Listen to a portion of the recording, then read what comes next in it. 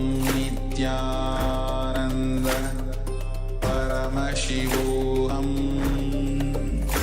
Om Nityananda Paramashivoham Om Nityananda Paramashivoham Om Nityananda Paramashivoham Om Nityananda Paramashivoham Om Nityananda Paramashivoham Om Nityananda Paramashivoham Om Nityananda Paramashivoham Om Nityananda Paramashivoham.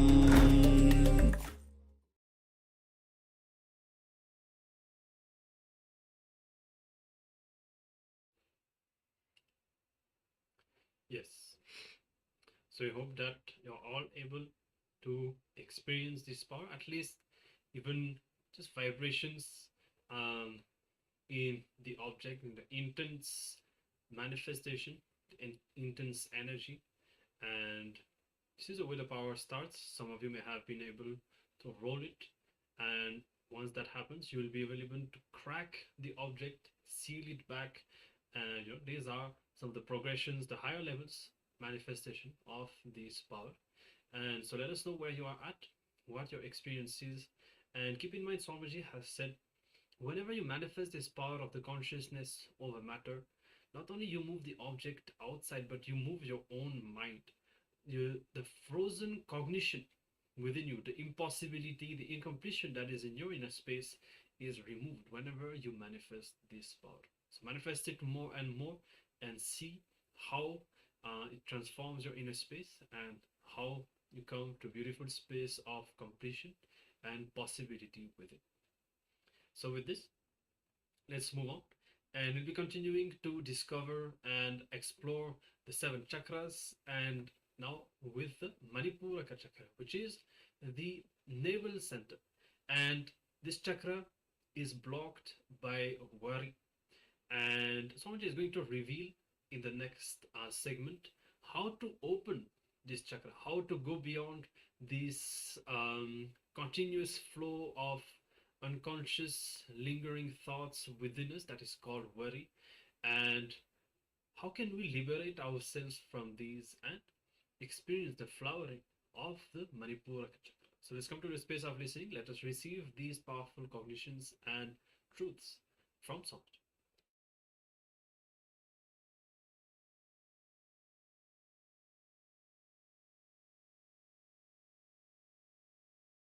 Navel is the source of energy. Because only through navel you are connected to your mother.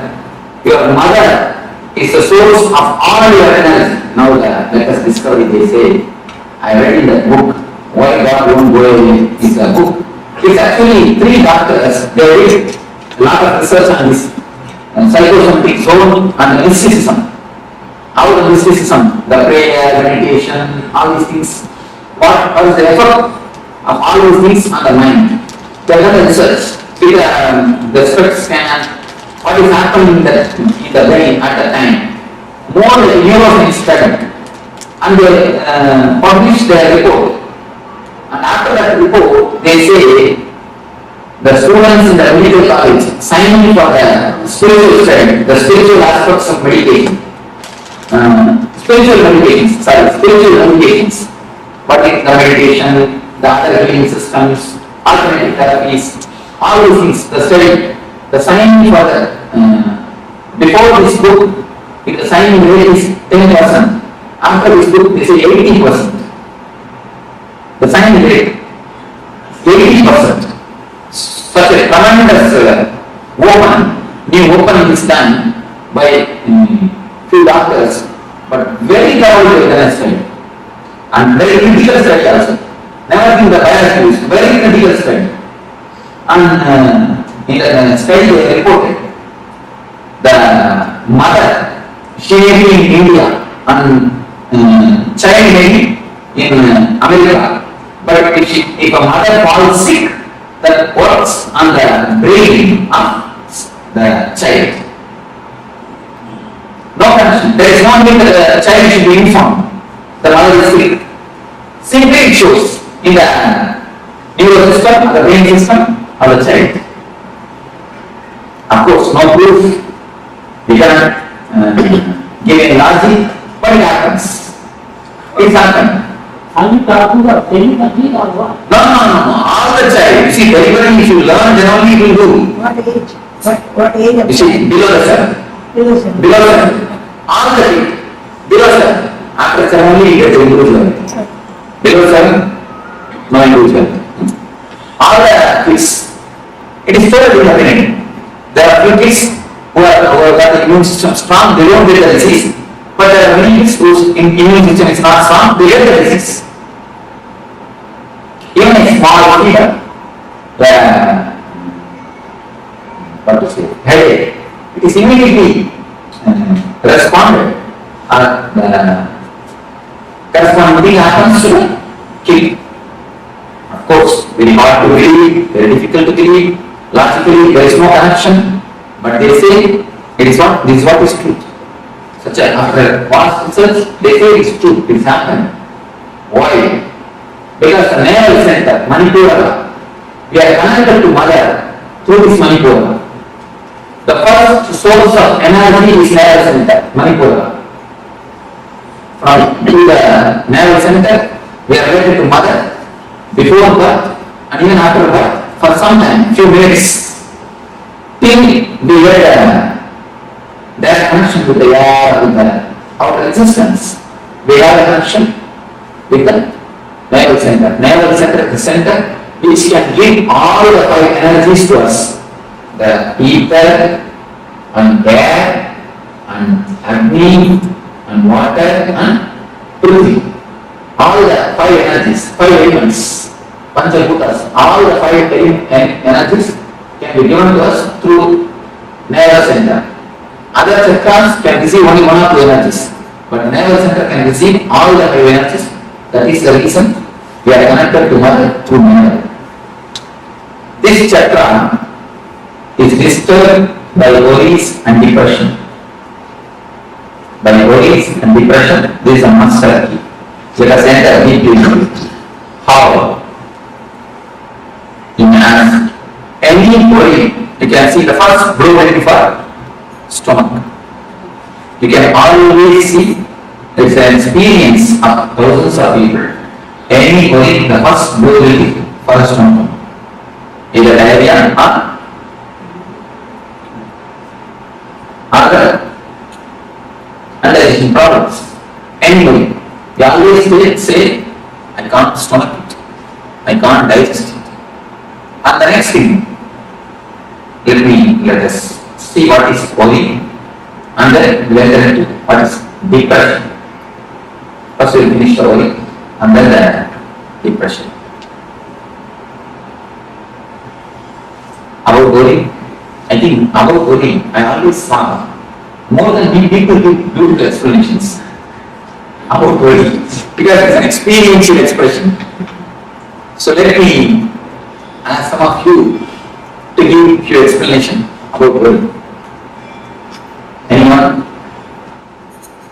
Anybody who can give an explanation about worry? I lost my money. I give somebody borrow money. I want to collect, you don't have to pay me. Keep on bothering me too much. I'm worried about my money. That's one thing. A small story about this. You see, and also another thing, my son is a 31. He don't want to marry. I keep on pushing him. That is one thing. You see, as soon as he told money, I remember a small story. Once a man Ramesh, he got $100 from a man called Guru. He spent it Then the room asked him, where is my mind? He borrowed $100 from another seat and gave to the room. After a week, the seat asked, he borrowed from room and gave to the seat. After a month, room asked, he borrowed from seat and gave to the room. After repeating this for 10 times, he called room and seat together. Why don't you give the money after every month by yourself? Keep me out of the scene. So this is one reason. Something that you keep on thinking about, constantly. That's something. And then? But the things don't go away the way you expected. And then, anyone, some more worries? Fear. Fear inside you, to fear about future. Insecurity. Worry about your patience again.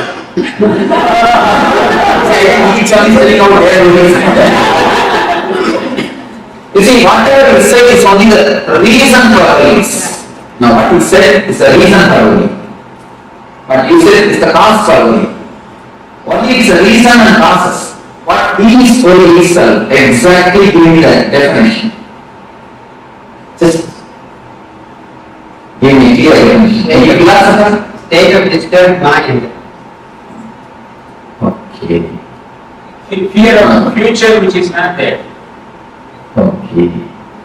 Are you processing differently what's happening outside? You are the philosopher.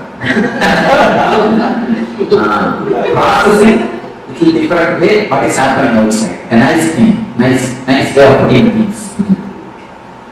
But because 99% of the worry is never nothing true. Whatever 1% happens true is always good. It's always good. So The way how you react to things and the attitude that you have towards something that you have. we can react. Anxiety about something that hasn't happened. Married? Then you do it. If you are not married, then difficult. Don't try. No, I'm telling you, don't try to answer worry. I'm not telling you. Worry. Anyhow, any other philosophical explanation?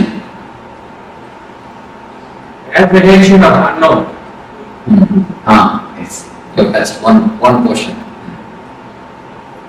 Apprehension of unknown. And here is a good answer. The processing in a wrong way. What is happening outside? It's a disturbance of your mind, whether it's real or unreal. It's a disturbance of your mind. When thinking. Yes, but if you are trying, don't worry, ma'am. If you don't try it, now she is trying something. You are going to give some answer? I give you. You are, no.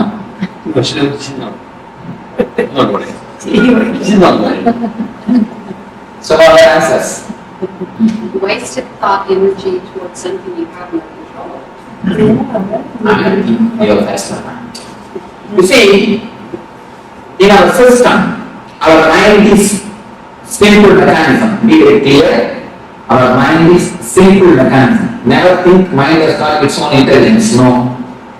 Mind is a simple mechanism. Intelligence is totally different. Mind as such is simple mechanism. If you are habituated to take a coffee, to have a cup of coffee in the early morning 7 o'clock, every day 7 o'clock, you won't have looked at the watch, you will have the feeling that you want coffee. When you have the feeling, then you can see it's 7 o'clock already. Just like that, the mind is habituated, just as the body is habituated for coffee or some routine. Mind gets habituated to have a low energy or to have a swinging feeling with some times and some situations. Whenever the time comes again, whenever the situation comes again, the situation cannot be as deep as it has happened in the first time. It cannot be exactly the same as it has happened long previously. It may be just reminder of the last situation. but you will see the same low energy, the same irritation will happen to you. To reduce the whole thing into more clear terms, you can say, if you take the mind as a computer, the few programs which has been affected by virus is for you. There are few portions of your mind which is affected. It is like a, it will, have you seen a gramophone record? The gramophone record is disturbed and it is repaired. It will repeat the same line. It will repeat the same line. Have you, any of you seen gramophone record, the old gramophone records? It will repeat the same line. It will never go next line. The same line. I went to his estate. His estate. There I saw the gramophone. And tape was repaired. Then tape means what they put inside. Record. That's called record. Scratch. It was scratched. That is called record. Scratched. And there is a song in Tamil. It means the income is 8 paise and expenditure is 10 paise. It is not going to the expenditure at all. It is again taking on the income. It is not going to the expenditure at all. So that is a good card for only income. No expenditure. It might be done on purpose. That I don't know. It is the same line. It's not going to the next line. So, I believe that before. Then I think you have to understand. So, the same thing. Sometimes it happens to our mind. The words, even if you want, even if you don't want, whether you want it or not, whether you like it or not, the same words is repeating inside you, which makes you feel shrink. Is participating. The continuously the same words, which is getting repeated in your system, in your mind, and which makes you feel shrunk, even if you don't want it, is what is called worry. There are two things, please understand, there are two things in our life. One is dialogue. When you speak with others, when you speak with somebody else with volume, it is dialogue. Next thing, when you speak to yourself, it is called monologue. The first thing, all of you are aware. The next thing, only you need to observe, you will understand.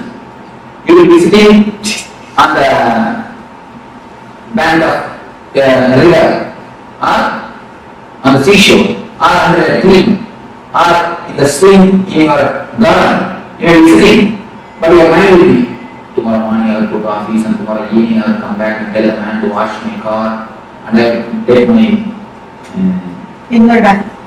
The inner dialogue. What is that's called the term inner dialogue? It's called monologue. Monologue. You see, the speaking to yourself, which you can call as thinking or mind. Every term you can give, but mind. The word thinking and word mind makes it so big. I don't want to use that word. I am using the word monologue. Inner chanting. If it happens with volume, it is speaking. If it happens without volume, it is thinking. That's all, nothing else. Don't make thinking as a complicated thing. We always think mind cannot be controlled. We come to a conclusion. Without trying, mind as such cannot be controlled. We have a very wrong major understanding in our life. Mind cannot be controlled. Why you know? You try to fight with the mind when the mind is a whole. You take the mind as all the thoughts. If you think of the mind is something like all the thoughts together. But actually mind is not all the thoughts together. Mind is individual thoughts. But you make all the thoughts together and then you name that bunch of thoughts as a mind. Then you can never break. See, if you put all the sticks together, you can never break. If you have a individual sticks, you can always break. But you do, you put all your thoughts together and label that as a mind, and then you feel you decide that mind cannot be controlled. And then you have that. Once you come to conclusion, how will you try? Once you start believing, how will you try? Never. But mind is not everything put together. It is an individual small constituents. It is individual thoughts. As long as you deal with thoughts, you can simply transform. When you start dealing with as a mind, you can never change it. The problem is how you are looking. See, first understanding you need to understand this. Mind can be transformed. Mind can be controlled. How? You can ask. When you can control your words with volume. You see, with volume, whatever you speak, you control it. Am I right? Am I right? You are controlling it. When you can control with volume, can't you control without volume? You can vary. Only thing, a little bit of awareness, nothing else. Just the other. With volume, when you can control. Without volume, can't you control? You can vary. First thing, they are not tried. Next thing, they are tried from the wrong corner. From the wrong side. Whenever you look at your enemy, you look at him as a whole. Just like that. Whenever you look at your mind, you look at it as a whole. He is not whole. Never he is a whole. He is a small parts. If you know the mechanism where to touch, you can simply come over. The habit. The worrying is a completely habit. It's like a more recorded program. You see, in the starting only you need some reason to worry. In starting, some reason, something happens outside, you start worrying. After some time, you become such great masters of the art of worrying. You master the art of worrying. After some time, you don't need any reason after reason for worrying. You find some reason. Or even if you fail, if you can't find any reason, you see, I have seen some people, if they can't find any reason, they will come and tell me, Swami, today things are going so well, I think tomorrow something bad is going to happen. Tomorrow something very big is going to happen. We go next step. Tomorrow something big is going to happen. If you can't find even that reason also, even without any reason, you know how to worry. Because the way becomes habit. Your system completely gets habituated to worrying. See, the word habit is a beautiful word. You should understand that word. You should understand that word, worry, the habit. If you drop H, your will be there. If you drop A, will be there. If you drop B, it will be there. Only when you drop the I, it will die. The very word has got a beautiful meaning, habit. Drop H, your bit will be there. Drop A, bit will be there. Drop B, it will be there. Only when you drop I, it will die. The meaning can be understood by the word itself. A beautiful word. Worry becomes just an habit in your system. Worry has become part or a portion in your system. The feeling which makes you shrink and which gets continuously repeated by itself, whether you want it or not, whether you accept it or not, is what is called worry. Next, let us see what is depression. The circuit or the way how the depression is created. See, according to the people of the biology, the body of the animal and body of the man is one and the same, almost one and the same. Only mentally we are something higher than animals. And now they say that chimpanzees do 80% of all the activities what a man does. 80% can be simply done by chimpanzee. Only one thing, he doesn't have his own mind. In the plane of mind we differ, but in the plane of body we are almost one and the same. If The chimpanzee gets angry. He will simply beat other chimpanzee, or at least a cage. But if a man gets angry, he cannot beat somebody else. In the society, if you are angry against your boss, what can you do? You can give only a smile. Nothing else. If you are angry against your wife, what can you do? Nothing can be done. Yeah, you lose job, you lose food. Nothing can be done. See, anyway, you can express your anger whenever you want. You cannot completely express it. But they say, the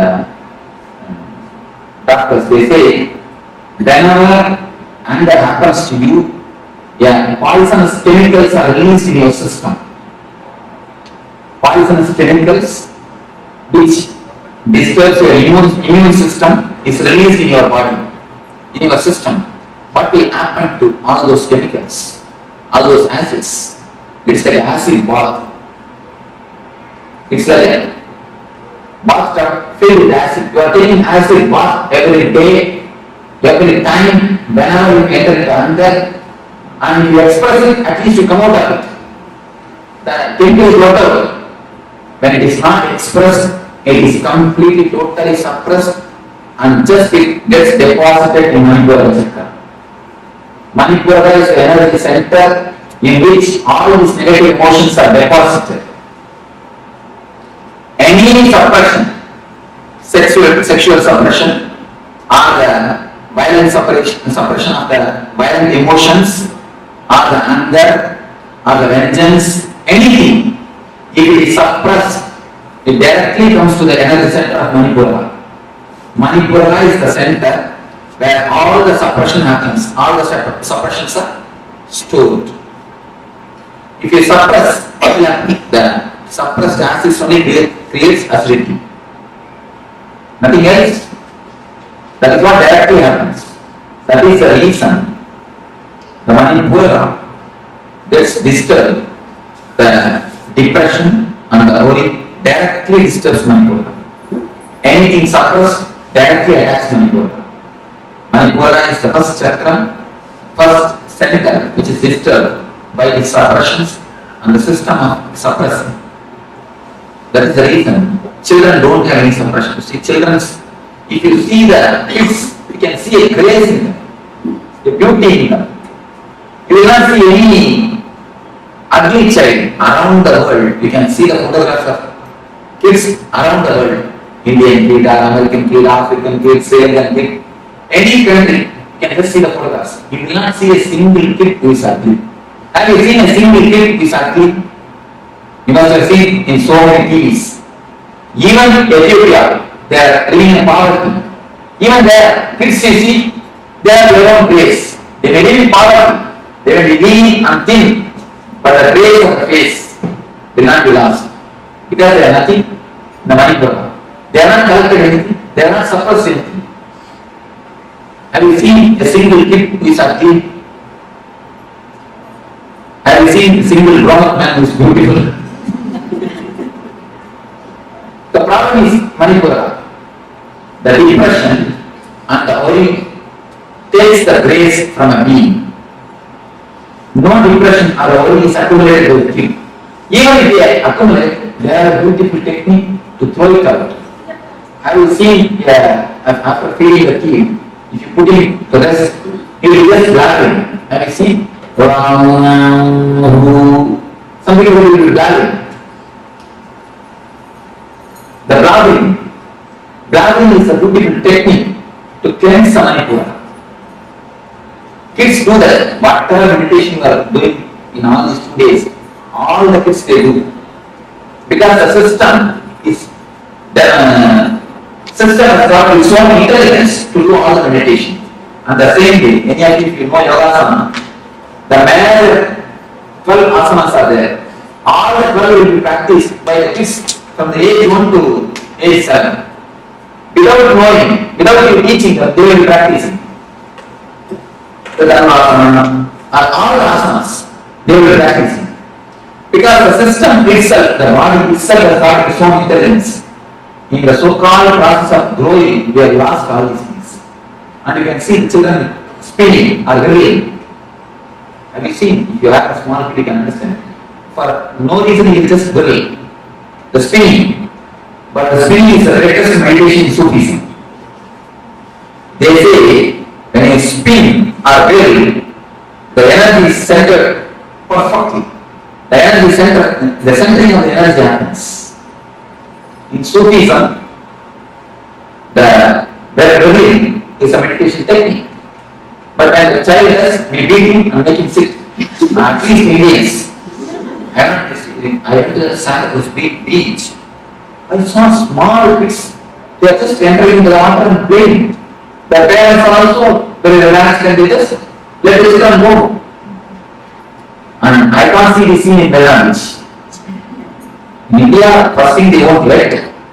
And even if they let out so many rules and regulations, they will put the child will hate the playing itself. Will drop the idea of play. Of course, anyhow. Whatever the kid does, we don't encourage, we don't allow it. The so-called process of growing, we lose everything. Blocking is a beautiful technique. You may ask how? How can it be a technique? See, whatever you say as a mind, it's nothing but the languages which you know. You can tell me what are the languages you know? English and Tamil, that's all. Not even 2-3 words in other languages. Bhavanana, Kuchundi. No. 2-3 words in Telugu. No, Malayalam. I can understand. I can understand. I see, if you know even a few words, add in the list. Okay.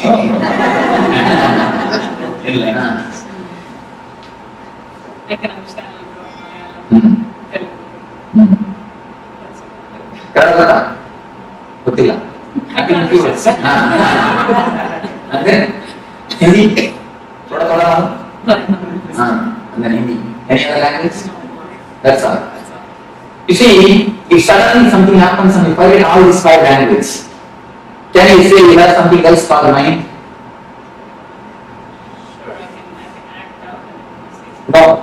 Your acting out happens only with the seed of language. The verbalization may not be by language. You see the man who doesn't know any language and it acts out. You can see he has got his own language. But as far as you concern, only this 4 language. You are not developed your own language. Only if a man is born from birth, if he doesn't know any language, then only then he develops his own language. For you, I am telling you for you. If you forget these 4 or 5 languages, can you say your mind exists? Sure. No. Alright, tell me what your mind exists. I can just tell it to myself. I cannot have a dialogue with someone. That is what. Then again you are using the same language, 5 languages. I am telling you, if you forget 5 languages completely, there is no other thing in our mind except this language. Our mind has nothing else, at least the active portion of the mind. Whatever is active in your system has nothing else except this 5 language. Except this language, not for you 5, for others their own language. You cannot think anything except these few languages. Without that language, it is like a big lake covered by snow. The lake is the energy, the Atman. Snow is the thought process, the chanting.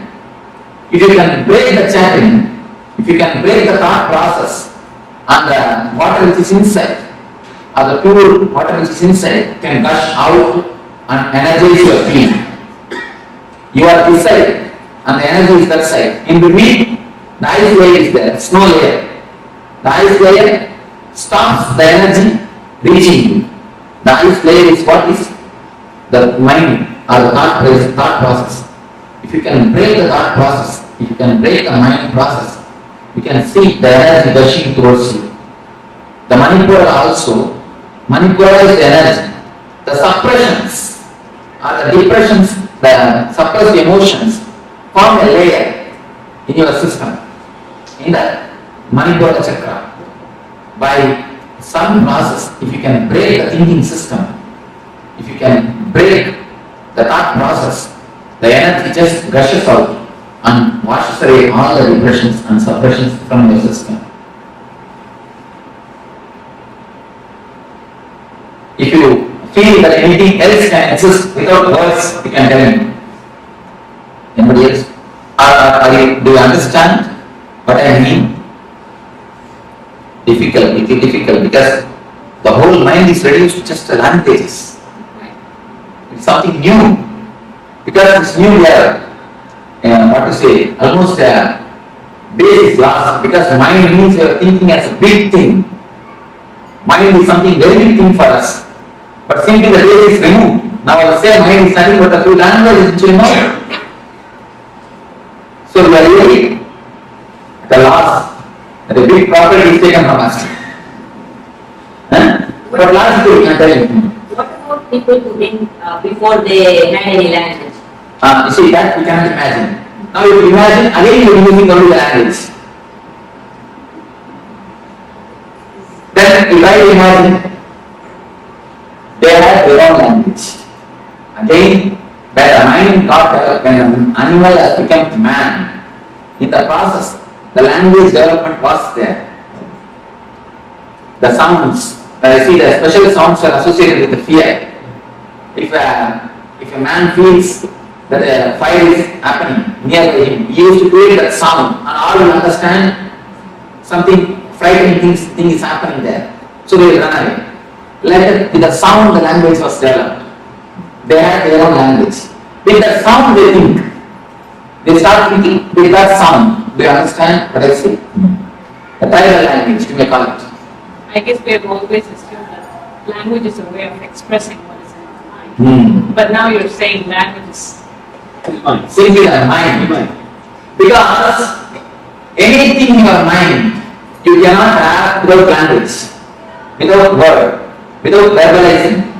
The verbalizing process, the verbalizing process is the process which is the uppermost layer of your energy system. You are above the verbalizing process and your energy is below the verbalizing process. That is the reason the connection between you and the energy never happens. So any logical thinking is lost without language. There cannot be there cannot be any logical thinking. There cannot be any logical thinking. You see, when you use your logical mind itself, you are not using your whole energy. Please be aware. When you use your intelligence, you are putting all your energy to use. When you use your logic, you are not putting all your energy to use. You can always see the decisions of women is very sharp because they think more with intelligence, not with intellect. The decisions of the men, maybe immediate, they will give an immediate result, but for long run, the decisions of the women are the sharp because they think with intuition. Any decision with intuition has intelligence. Any decision with logic has no intuition. I always seen that decision taken by logic gives immediate result, but for not for long run. Decision which is taken with intelligence and intuition, which cannot be directly, you cannot directly give a reason. But you will see, for a long run, for the whole life, it will give a tremendous effort. Swami, I have to thank you for telling this to all the men over here. I'm sorry to give me some examples. You are if you can question me, I am ready to tell you argument. I'm just like, figure out in my mind, please give me some examples. You see, there are few conclusions. I am not able to give you directly example because of whom I have seen, in what the place I have seen, all those whole examples I cannot be able to give. But you take this conclusion and scan your life and see. For a long run, any great logic man, a man is excellent in logic and a great professor, he will be giving lectures and convincing thousands of people.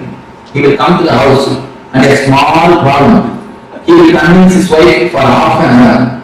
After half an hour, she will start from the first step. You see, she will start from the first step. What do you know? Because the conclusion structure is not by intuition, by intelligence. They don't have thinking. You see, I always think women doesn't think much. They take proper results. Because most of the energy is stored in the seed form itself. Whenever it is necessary, it gives out the result. In the ancient India, women are more treated like counselors.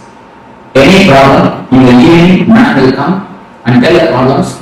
She will give the counseling, and tomorrow morning it will be executed. More they are treated as counselors, and not only that, the techniques to keep the intuition awakened is practiced by women. The dark itself is a technique to keep the intuition awakened. Tomorrow we will be using the technique with the dark, with the Ananda Chakra.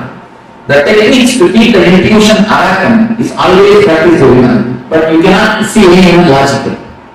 How much you try to convince by logic and think about it. Is it that they think through the heart more? No, they think through Manipura. They think through Manipura, not through heart, but Are they more emotional? No. They think through intuition.